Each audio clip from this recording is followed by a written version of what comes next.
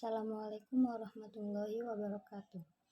Saya Siti Rohimah, mahasiswi Setia Khas Al-Jailani dengan nomor NIM 222010079, Prodi Ekonomi Syariah.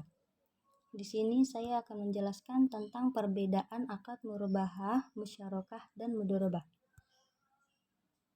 Akad yang pertama itu akad mudharabah. Disebut sebagai akad kerjasama usaha antara dua pihak, yaitu antara pengelola usaha yang disebut sebagai mudharib dan pihak memiliki modal disebut sebagai sohibul mal. Dalam akad mudharabah ini artinya ada satu pihak sebagai pemberi modal dan satu pihak lagi sebagai pelaksana atau pihak yang menjalankan usaha. Jenis mudharabah. Yang pertama, mudharabah mutlaqah, yaitu usaha diajukan oleh mudharib kepada sohibul mal. Dalam akad ini, pemberi modal tidak menentukan jenis usaha apa yang akan dilakukan dan hanya memberikan modal usaha saja.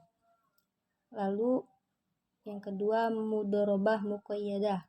Usaha ditentukan oleh pemberi modal, yaitu sohibul mal, sedangkan pihak yang menerima pembiayaan, yaitu mudharib, hanya sebagai pengelola yang menjalankan usaha. Ketentuan hukum mudharabah. Yang pertama, mudharabah dapat dibatasi oleh periode tertentu. Yang kedua, kontrak tidak boleh dikaitkan dengan sebuah kejadian di masa depan yang belum tentu terjadi. Yang ketiga, tidak ada ganti rugi dalam mudharabah karena akad ini pada dasarnya bersifat amanah, kecuali akibat dari kesalahan yang disengaja, kelalaian, atau pelanggaran kesepakatan. Yang kedua, akad musyarakah. Musyarakah berasal dari kata syirkah yang artinya bersekutu. Musyarakah adalah kerjasama antara dua pihak atau lebih dalam sebuah usaha untuk menggabungkan modal dan menjalankan usaha bersama dalam suatu kemitraan dengan pembagian keuntungan sesuai kesepakatan. Jenis-jenis akad musyarakah. Syirkah amlak merupakan syirkah yang terjadi karena adanya usaha tertentu atau terjadi secara alami bukan karena akad. Yang kedua, syirkah uqud terjadi jika dua pihak atau lebih bersepakat untuk menggabungkan harta mereka untuk kegiatan usaha dan hasilnya dibagi antara pihak yang terlibat, baik laba ataupun rugi. Ketentuan hukum musyarakah. Yang pertama, adanya kesepakatan di antara kedua belah pihak. Yang kedua, dua pihak yang berakad dan memiliki kecakapan dalam pengelolaan harta. Yang ketiga, objek akad mencakup modal atau pekerjaan. Yang kelima, nisbah bagi hasil. Akad murabahah. Pengertian murabahah berasal dari kata robaha yang artinya jual beli.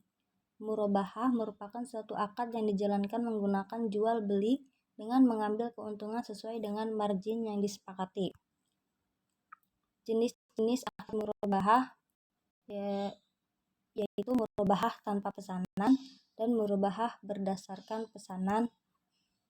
Lalu syarat dan ketentuan akad murabahah.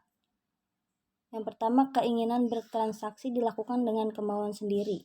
Yang kedua, penjualan dan pembelian harus melakukan akad murabahah yang bebas riba. Yang ketiga, adanya ijab dan qabul. Yang keempat, pembeli membayar harga barang yang telah disepakati tersebut pada jangka waktu tertentu. Dan di sini dicatat sumber referensinya. Sekian dari saya. Wassalamualaikum warahmatullahi wabarakatuh.